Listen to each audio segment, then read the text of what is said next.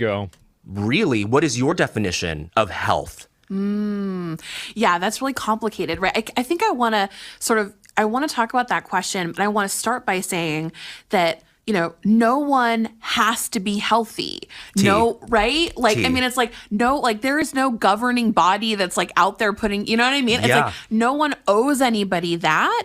Well, there is a governing body. It's called gravity. Either the traditional sense of the word or any other more innovative or more politicized maybe even version of that word. So I think it's important to say like, and I want to back up and bring in intersectionality and say like, right, like look at the disabled community, right? Like I think people with disabilities have and activists within that space have consistently been saying like, I'm never going to be your notion of healthy. That doesn't mean I don't get to be a full human. You get to treat me some kind of way, right? And so I think that I love taking that principle Jesus. within disability rights Oh my God. to fat activism and to understandings of fatness. So I want to start there, right? Like no matter what size you are, you don't owe anybody else your health. But I mean, for me, right, like in an ideal world, there wouldn't be health-based gatekeeping at all.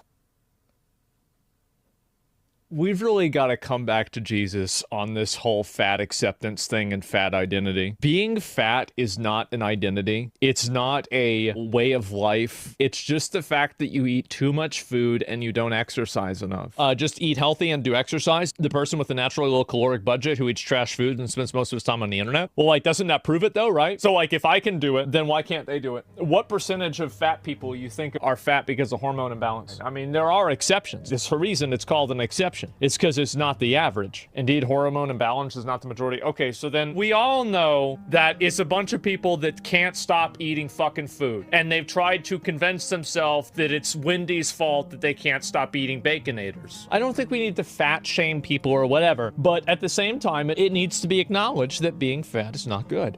That's it. Wait a moment. Fat positivity expert hired by San Francisco Department of Health to consult on weight stigma. What the fuck?